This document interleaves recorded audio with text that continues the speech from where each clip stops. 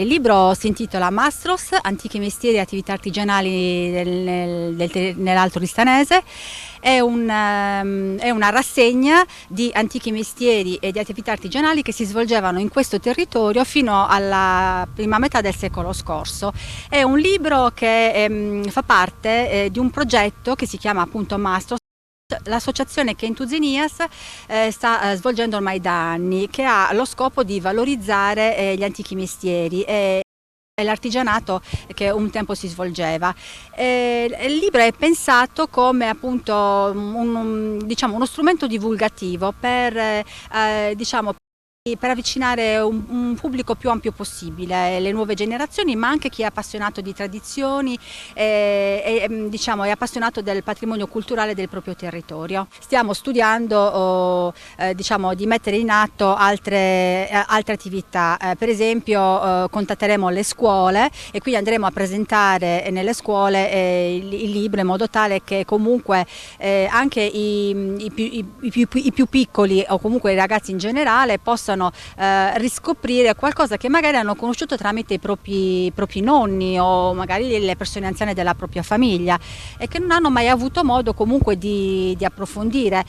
Noi nel libro per esempio parliamo di questi mestieri e di queste attività in maniera molto semplice, con un linguaggio semplice, cercando di essere sintetici, così come appunto sono abituati i giovani di oggi.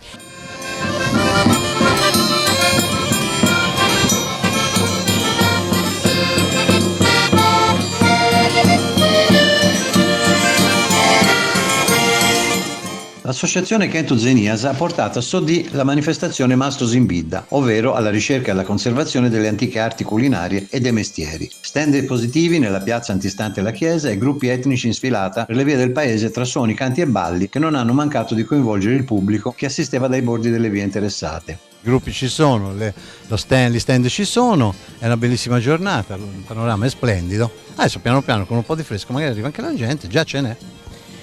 Diciamo che le aspettative erano sicuramente diverse, dobbiamo consolarci perché comunque ci troviamo in una realtà piccola, complessa, ricca soprattutto di anziani che quindi hanno difficoltà a partecipare. È una nostra prima volta, come tutte le prime volte emergono tutte le complicanze del caso, si impara. C'è parecchia gente che collabora affinché questa cosa venga fatta.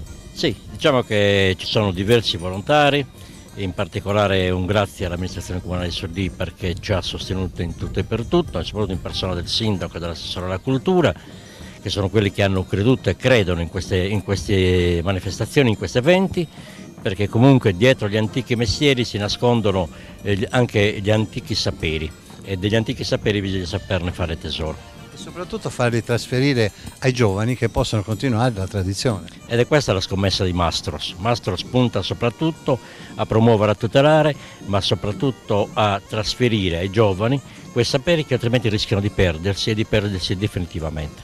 Una prima edizione dell'evento che ha in parte soddisfatto gli organizzatori e il sindaco Francesco Magia, che comunque hanno tratto utili indicazioni. Abbiamo visto che l'idea c'è il concetto, è la prima volta. La partecipazione da parte di chi ha organizzato, da parte di chi è venuto qui con il proprio stand, bisogna dare qualche ritocchino. Certamente è la prima volta, per un piccolo comune come il nostro l'organizzazione non è una cosa semplice e quindi c'è molto da migliorare, però quello che secondo me conta è l'idea, l'originalità della cosa, presentarla anche non solo magari a livello comunale, far presente anche le altre, perché l'idea certo è una manifestazione dove vediamo i gruppi folcloristi eccetera, però dietro c'è un'idea che è questa di Mastro, gli antichi mestieri, cioè cercare quindi di abbinare il solito, come dire, turismo folcloristico, vogliamo chiamare così, anche a delle realtà che meritano di essere sviluppate anche in prospettiva economica, occupazionale, eccetera. È quello che stavamo dicendo prima con Leonardo De Pani, che lui ormai in queste cose è un vecchio affezionato.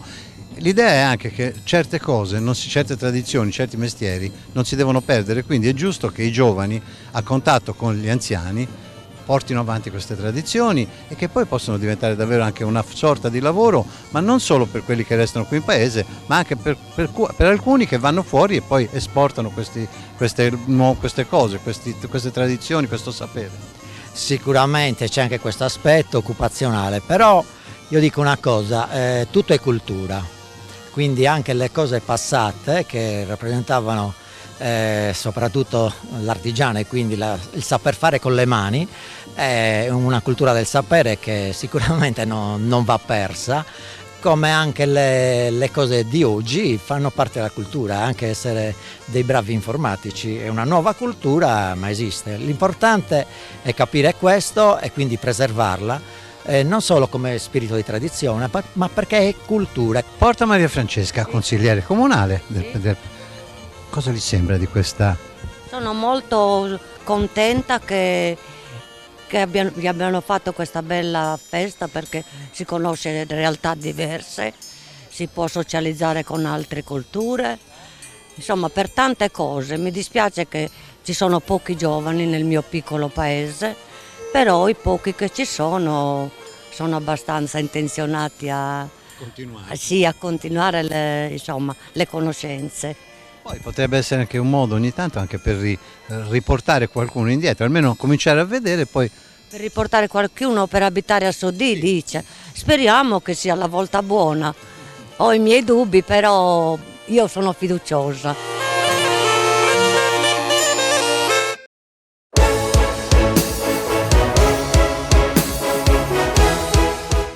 Rientri, registro elettronico per la tracciabilità dei rifiuti. Presentata a Cagliari la piattaforma digitale per la gestione e l'efficientamento del settore rifiuti. Una collaborazione tra Ambiente.it, Terranova Italia e Evo Software, a vantaggio delle aziende. Un passaggio molto importante, quindi il passaggio proprio da quello che è il mondo della carta a quello che sarà la digitalizzazione, quindi praticamente sparirà la carta con dei supporti a livello digitale. Abbiamo voluto organizzare questo evento per portare a conoscenza questo passaggio che ci sarà a breve, grazie alla collaborazione appunto del nostro dei Terranova che noi rappresentiamo, Terranova Ambiente.it, che rappresentiamo qua in Sardegna da molti anni.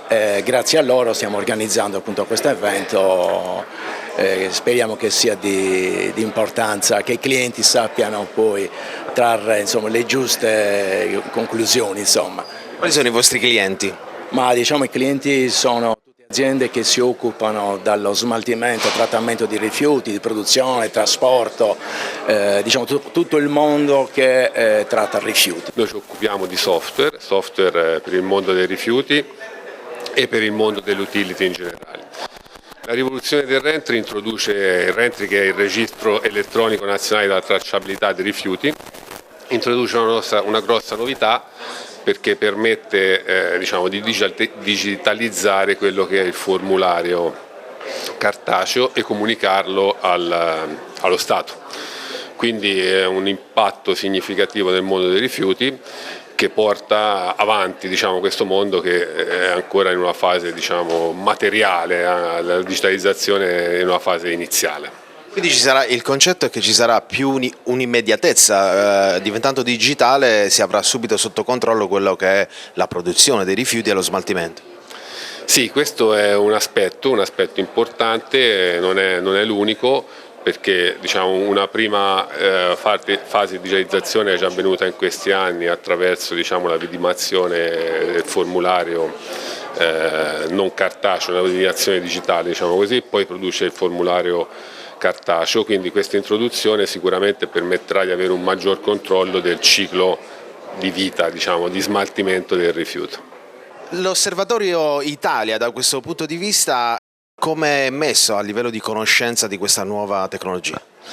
Questa nuova tecnologia in realtà è una ripetizione di un vecchio progetto che non voglio nominare perché non è ben accettato dalla parte del mercato.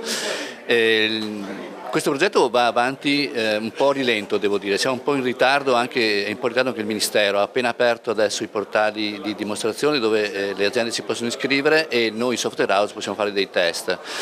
Devo notare che nel nostro giro dell'Innovation Tour che facciamo in varie città d'Italia trovo poca preparazione, ecco, c'è bisogno che le aziende siano stimolate, che siano incentivate, bisogna che questo è un progetto importantissimo, tra l'altro è associato anche al PNRR, deve partire e deve far vedere che questo Paese sostanzialmente quando vuole ce la fa. Questo evento è stato fatto per presentare le nostre soluzioni software che aiutano tutte le imprese della filiera della gestione dei rifiuti a ottimizzare le loro attività e anche appunto in previsione del reentry, ma anche tutte le altre attività, perché copriamo tutti i processi ed è proprio un supporto che vogliamo dare a tutte le aziende del territorio, quindi della Sardegna, che comunque oltretutto in questo ambito è molto avanti, è molto sviluppata, ha fatto delle grandi cose anche a livello di rifiuti urbani, ha una differenziata, è la seconda regione per raccolta differenziata e quindi noi vogliamo dare un supporto a tutti gli operatori della filiera con le nostre soluzioni per aiutarli ad affrontare questa sfida della digitalizzazione e trarne un vantaggio competitivo. L'importante è divulgare, ma è anche importante la ricettività. Qui abbiamo tanti imprenditori che stanno alle regole. Quando si potrà avere un dato anche confortevole da questo punto di vista? Non si sa, non possiamo saperlo, è comunque troppo presto, però diciamo che la Sardegna ha intrapreso sicuramente un percorso virtuoso nella gestione dei rifiuti, ha fatto dei grossissimi passi avanti perché, come le dicevo, dagli ultimi posti è arrivata ai primi posti, è seconda solo al Veneto e quindi ci sono grandissime prospettive per questo territorio, per questo siamo qui.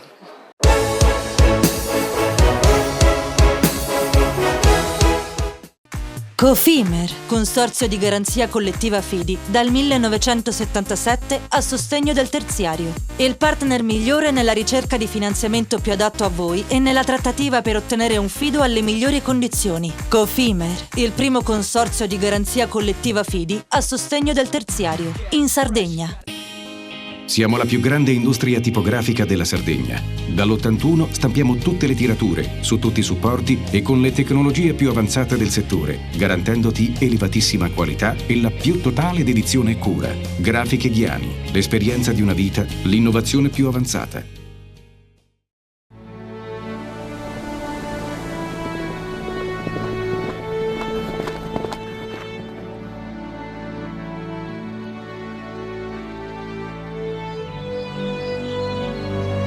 Nel cuore della Sardegna esiste un luogo dove natura e bellezza si incontrano. È qui che nascono i vini della cantina Suentu. Suentu, vini nuovi da terre antiche. CNA, l'associazione degli artigiani e delle imprese italiane. Difficile rapporto con le banche? Conta su CNA. CNA, l'associazione degli artigiani e delle imprese italiane. Remosa, in attività in Sardegna dal 1955. Oggi è leader nazionale nello sviluppo del progetto Idrogeno Verde. Con Remosa, l'energia green del futuro è di casa. Fai impresa, la fai bene, meriti credito. Le garanzie diventano importanti. Il fondo di garanzia agevola il tuo accesso al credito. Se una banca ti presta denaro, hai garanzia a prima richiesta. Se ottieni 100, la garanzia copre fino a 80. La maggior parte delle garanzie è gratis. I dettagli sul sito sfirso.it. Scopri le fette biscottate speciali Cellino. Latte e miele, ciocco-fette e fette di bosco. Tutte senza lattosio e in comode monoporzioni da 4 fette. Per una fetta sempre biscottata. Setrand, settore ecologia. Mettiamo a disposizione la nostra struttura organizzativa fornendo un valido supporto per la gestione dei rifiuti pericolosi e non pericolosi, in linea con la nostra certificazione EMA. Dal 1979 al servizio dell'ambiente in Sardegna.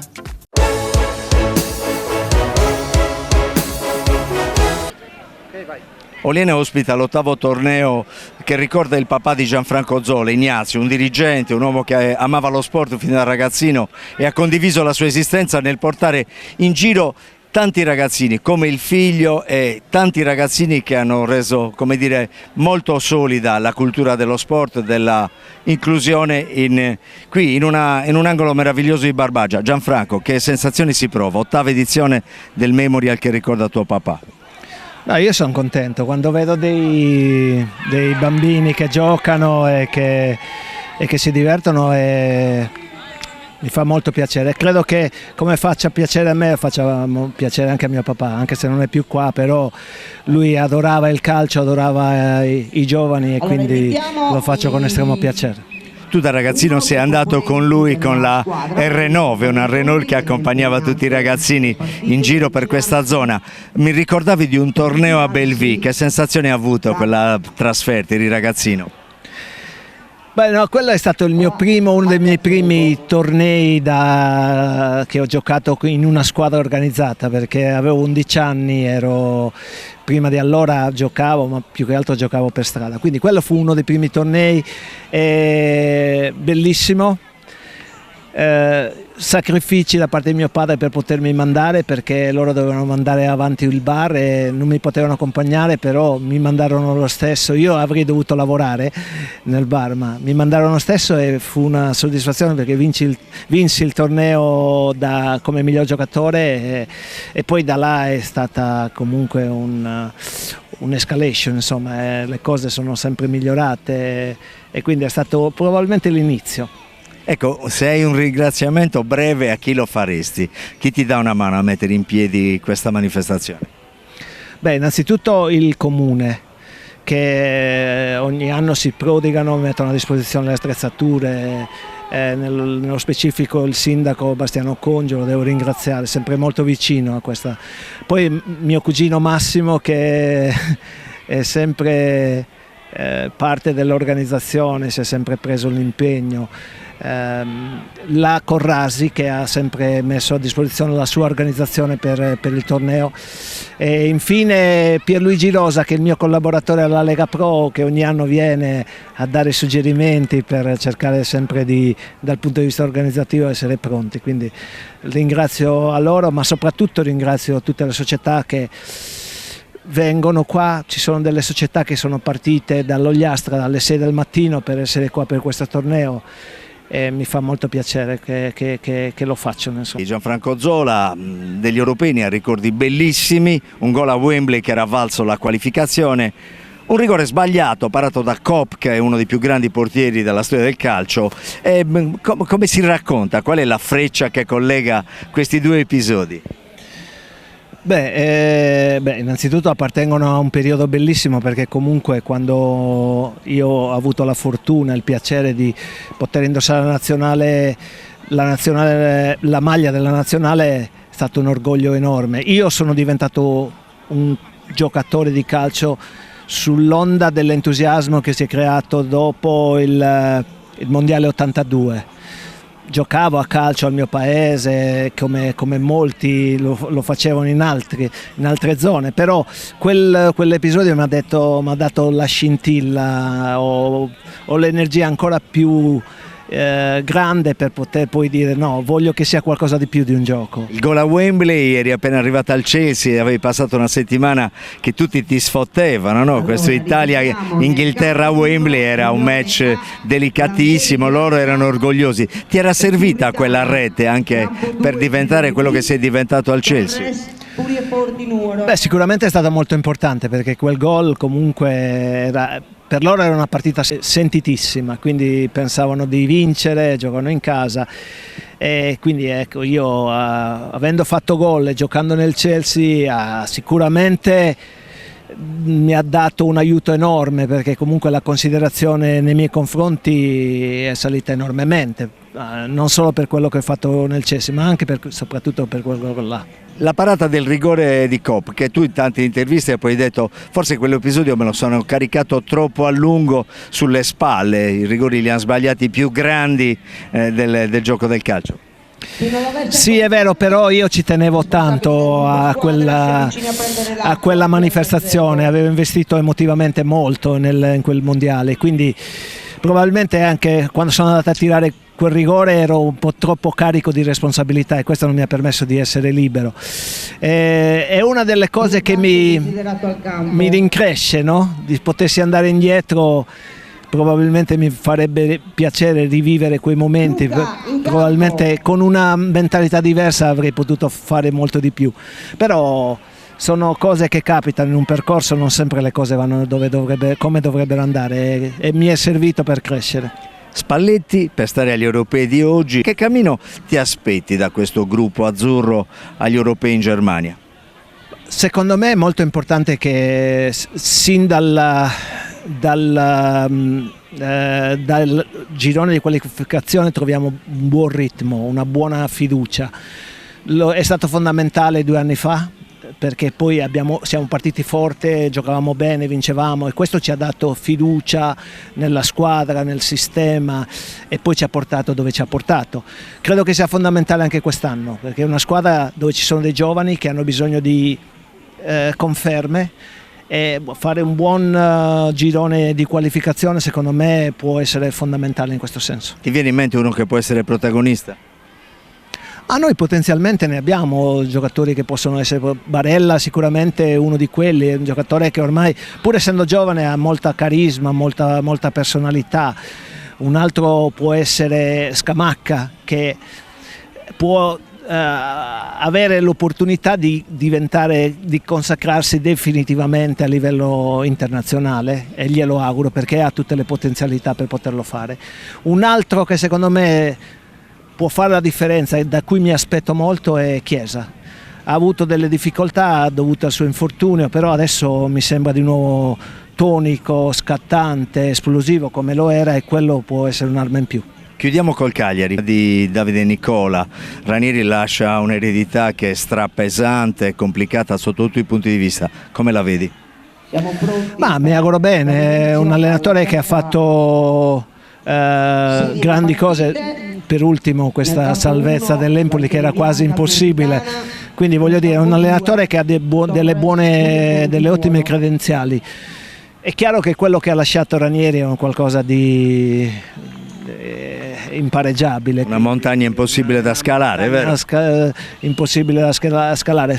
Spero che i giocatori diano la stessa collaborazione a Nicola uguale a quella che hanno dato a Ranieri, perché quella è stata fondamentale. L'allenatore, i giocatori e i tifosi sono diventati una cosa sola e questo ha fatto sì che il Cagliari facesse il risultato che ha fatto. Ti viene un po' di rammarico, vedi i ragazzini che giocano a calcio, tu in questo campo, al di là del torneo vinto a Belvia, hai fatto tanto, c'è questa sensazione, quella rete che si gonfia? No, non ti nascondo che mi viene un po' di emozione, perché è chiaro, il campo era diverso quando ci giocavo io, però voglio dire, quando vedi i bambini con tanta energia, tanta voglia, corrono dietro un pallone senza pensieri, mi riportano indietro a un periodo bellissimo che è chiaro che tutti noi vorremmo rivivere. Ecco. Eppure fanno tutti la fila per fare i selfie e avere il tuo autografo. No, piacevole insomma. L'ho fatto anch'io quando avevo la loro età, quando vedevo i giocatori che erano quelli che mi dovevano guidare in un percorso, no? E spero, ecco, per me era uno degli obiettivi miei era un giorno di diventare possibilmente un esempio per i ragazzini, è un sogno che si è coronato insomma. Bocca al lupo per tutto. Grazie mille Mario.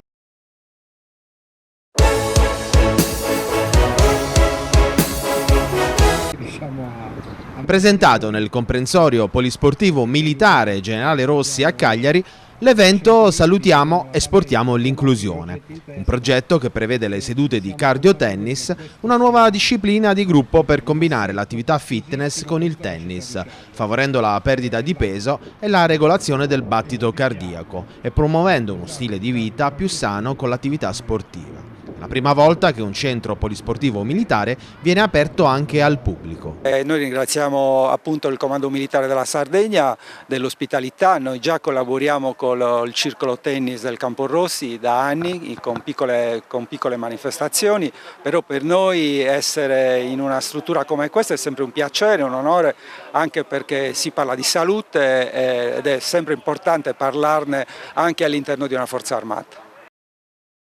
La Sardegna nelle sue dinamiche da un punto di vista sanitario ha una forte presenza per quanto riguarda la talassemia ma anche il diabete, quindi questa nuova scoperta, la scienza va avanti, vanno avanti anche con quelli che sono i freestyle per il monitoraggio di chi è diabetico, ma in questo caso si tratta di un qualcosa di naturale, fare sport per abbassare i livelli di glicemia.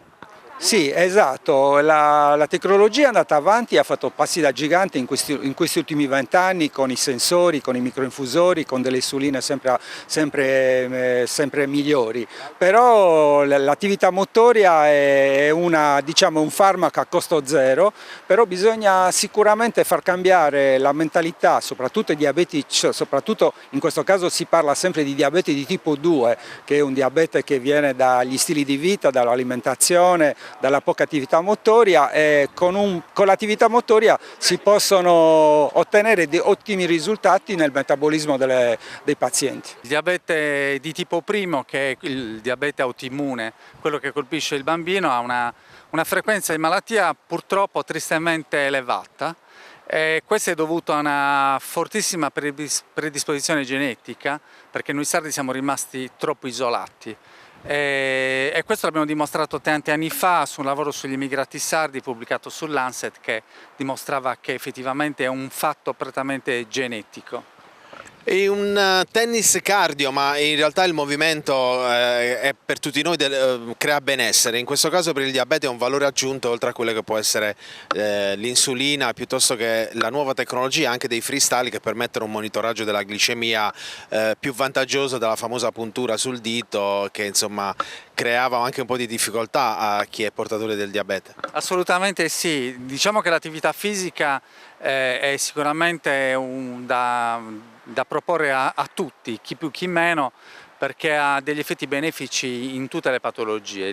Chi fa sport in genere soffre di minor malattie croniche, chi fa insulina e fa attività fisica ha un fabbisogno insulinico ridotto, quindi sicuramente l'attività fisica è estremamente importante. Andrebbe insegnata la cultura dello sport davvero in tenera età.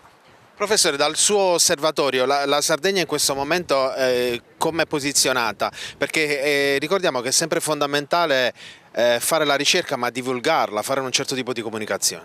Sì, bisogna partire dalle scuole, bisogna iniziare a fare prevenzione, ricerca dalle scuole, iniziando dalle scuole elementari, cercando di stimolare i bambini ad avere uno stile di vita sano.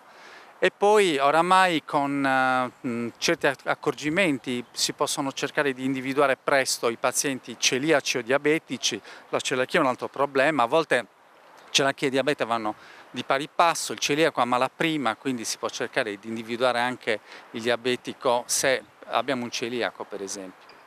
Il comando militare è sempre vicino a questo tipo di iniziative e anche questa volta l'esercito dimostra di essere vicino alla cittadinanza e alle problematiche anche che riguardano non solo la parte prettamente militare ma anche appunto la cittadinanza e la collettività, insomma.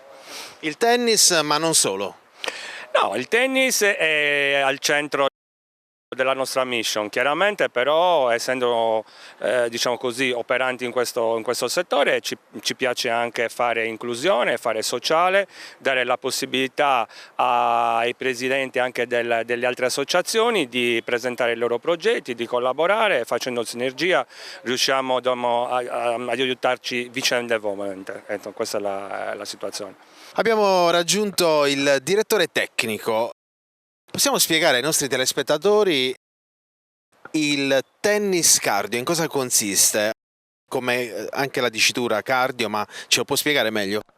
Sì, assolutamente. Allora, naturalmente è una disciplina che viene dal mondo tennis, è molto divertente, praticamente è un tennis fitness, si fa sempre, diciamo, consigliato farlo sempre col cardiofrequenzimetro perché si lavora praticamente da 80 pulsazioni al minuto sino ad arrivare anche a 140, sempre con la racchetta in mano, si fanno tanti circuiti, è molto divertente, è inclusivo, sostenibile perché possiamo giocare in tanti in campo, è una cosa abbastanza divertente e anche naturalmente molto sociale, quindi una cosa completamente diversa dal tennis reale che in questo momento è molto in auge, però è una cosa nuova che in Sardegna pochissime associazioni fanno, ed è un qualcosa di preventivo anche per quello che è lo scopo del nostro progetto con Fondazione Diabete Zero, proprio per il diabete 1 e diabete 2.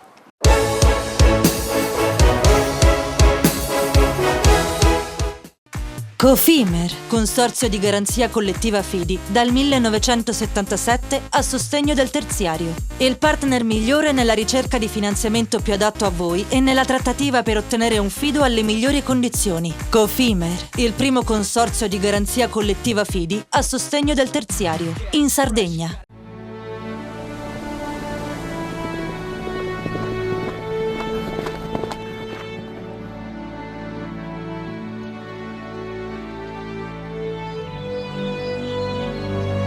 Nel cuore della Sardegna esiste un luogo dove natura e bellezza si incontrano. È qui che nascono i vini della cantina Suentu. Suentu, vini nuovi da terre antiche. Meno scartoffie e più efficienza? Conta su CNA. CNA, l'associazione degli artigiani e delle imprese italiane.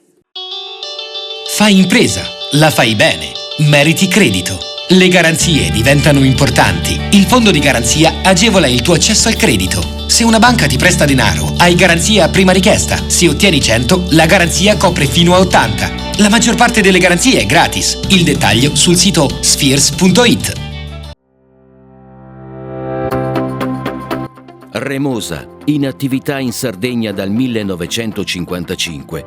Oggi è leader nazionale nello sviluppo del progetto Idrogeno Verde. Con Remosa, l'energia green del futuro è di casa.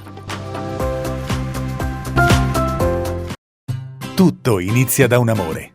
Le farine, i mangimi, la pasta, le fette biscottate, la distribuzione, l'ospitalità.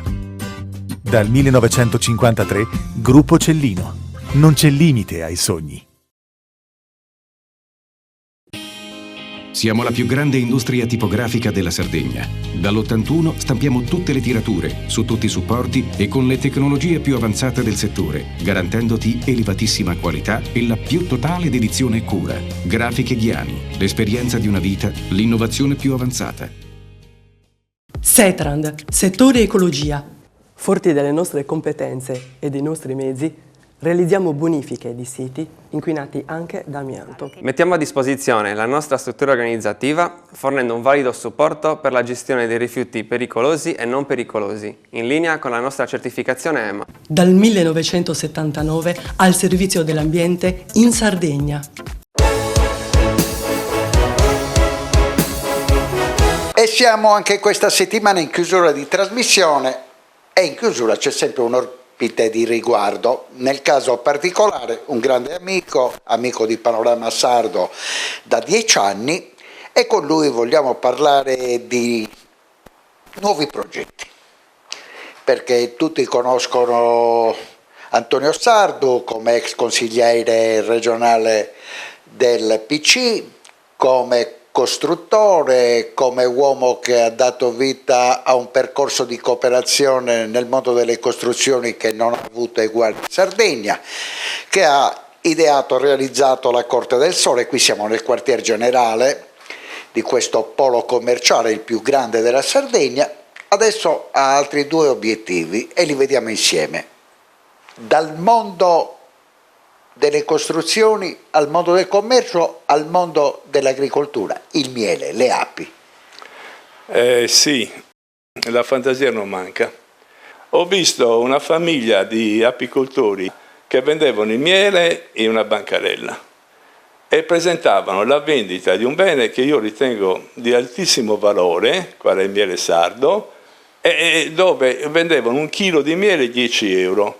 Secondo me era un'azione da svendere su un prodotto così pregiato. Quindi ho detto, devo organizzare questa roba, infatti stiamo iniziando a organizzarla, a produrla, eccetera, magari in una formula un po' diversa dal solito. Io sono molto orientato a vendere il miele nei favetti, cioè nel senso di fare il vendere il miele come l'APE l'ha realizzato, che ha un valore aggiunto organolettico superiore al fatto quando c'è la manipolazione umana. Quindi sto organizzando una filiera per cui voglio vendere questo miele in questi termini, che ha un valore aggiunto importantissimo. Lo voglio vendere in Sardegna e soprattutto lo voglio esportare e voglio dare il prezzo che merita. Voglio organizzare gli apicoltori perché ricavino il prezzo che merita un bene di questo tipo. Quindi voglio fare un'organizzazione abbastanza capillare di chi ha passione a questo, di chi produce questo, in modo da dare il valore giusto a questo bene immenso che abbiamo in questa terra, poterlo valorizzare e creare anche della ricchezza, perché non dobbiamo vergognarci di creare della ricchezza, o perlomeno di pagare quello che vale questo prodotto, cosa che oggi invece si svende in una maniera secondo me sbagliata. E adesso parliamo dei problemi che riguardano le costruzioni. Imporre ad esempio il PPR in Sardegna è stata, a mio avviso, una sciagura per i sardi, e lo è tuttora. E coniughiamo il fatto di avere queste norme che secondo me per certi versi sono demenziali e comunque vanno contro i lavoratori, la gente, le imprese, un po' tutti, e col fatto del sistema delle banche che hanno chiuso la possibilità a chiunque di avere dei finanziamenti sul fondiario, quindi per realizzare delle opere, e ormai si trascina questa chiusura da oltre 10 anni. Quindi se mettiamo le norme urbanistiche che io definisco incredibili, impossibili, con valore retroattivo, quindi anche inique, ingiuste, e le coniughiamo alla crisi finanziaria, cioè che le banche non mettono a disposizione delle imprese come si faceva prima i fondi per la realizzazione di determinati interventi, ecco che poi viene fuori il fatto che la gente se ne va dalla Sardegna. La cosa estremamente negativa in questa fase è anche il fatto che tutti ne prendiamo atto di questa cosa, come se fosse un disegno divino, cioè è così e si va avanti e non si lotta per migliorare o per cambiare le cose. Si fa quiescenza, insomma, di una situazione che sta diventando disperata. Qualche anno fa hanno misurato nella città di Monserrato che il 40% dei giovani hanno emigrato. Sono andati fuori a lavorare. Guardate, questi tra l'altro maggioranza laureati, quindi gente dove lo Stato, attraverso le nostre tasse, ha speso i suoi soldi per cultura, per fare in modo che questi apprendessero una laurea, e questi l'unica cosa che hanno potuto fare è prendere la valigia e andarsene via dalla Sardegna, perché in Sardegna non c'è nessun sbocco occupazionale credibile.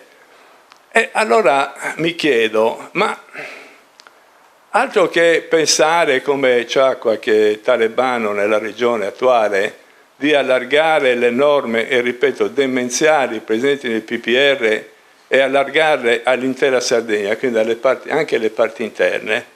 E qui dobbiamo fare con coraggio una riflessione seria. Si tuteli quelli che merita di essere tutelato, ma quello che non merita di essere tutelato si deve liberare. Invece qui è tutelato tutto. Cioè non è che ci sia una tutela, essendo una cosa così generalizzata, di fatto è solo una maniera per impedire qualsiasi tipo di sviluppo. Io ti voglio fare un esempio molto, molto banale anche. Parliamo di sviluppo turistico in quest'isola.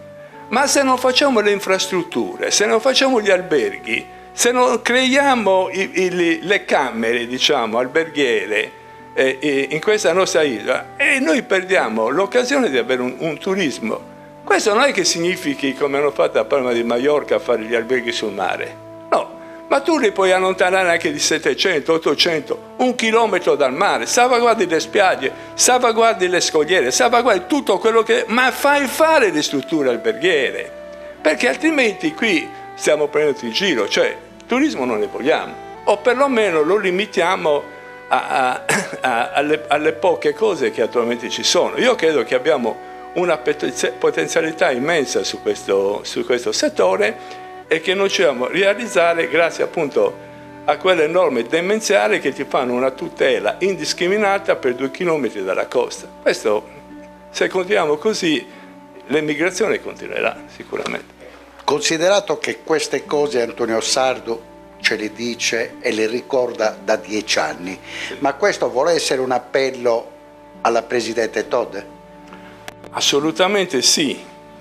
Se la Presidente Todde ha intenzione di rivedere queste norme e riportare a una situazione legale di normalità questa regione, ci deve mettere mano e le deve modificare. Nessuno di noi sta dicendo che dobbiamo favorire una speculazione non compatibile.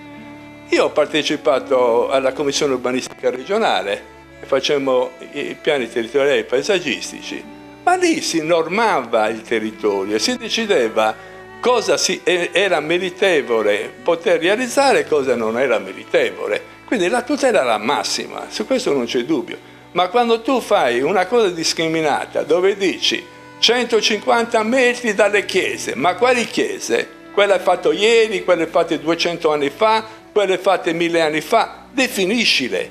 I fiumi, ma fiumi passa acqua o non ne passa? Gli studi cosa ci hanno detto? Negli ultimi 1000 anni non è passata acqua, allora cosa tuteli se non ne passa? E le siepi di fichi d'India, che sono anche quelle. I muretti a secco, tutte le banalità presenti in queste norme assurde, o le rivediamo o le rimediamo e facciamo dei piani compatibili con gli investimenti sul settore turistico, e altrimenti di che cosa stiamo parlando? Del fatto che la gente ogni tanto ci scandalizziamo, crea allarme, i laureati sardi che se ne vanno in Germania, se ne vanno in Inghilterra, se ne vanno negli Stati Uniti. Ma è logico che vadano. Cosa devono fare? Stare qui a guardare questi signori che non hanno una minima idea di quello che si deve fare in Sardegna e che non hanno nessuna volontà di quella che... Io provo molta delusione, soprattutto nelle giunte che si sono ripetute una dietro l'altra dopo la giunta Sorru, perché nessuno, il Consiglio regionale, nessuno ha voluto mettere mano a questo problema, ed è assurdo, perché bisogna partire da quello. Se non parti da questo, sviluppo qui in questa regione non ne farai mai.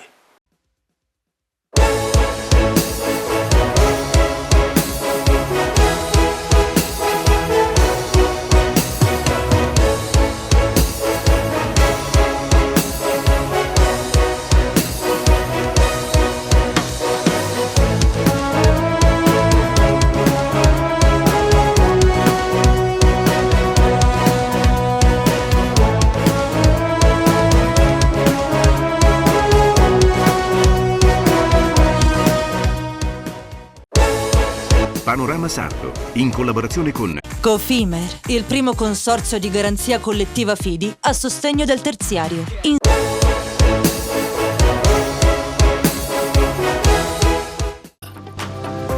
Su Entu, vini nuovi da terre antiche. Fratelli Cellino, la qualità è emozione. CNA, l'associazione degli artigiani e delle imprese italiane. Grafiche Ghiani, l'esperienza di una vita, l'innovazione più avanzata. SE Trand, settore ecologia, dal 1979 al servizio dell'ambiente in Sardegna.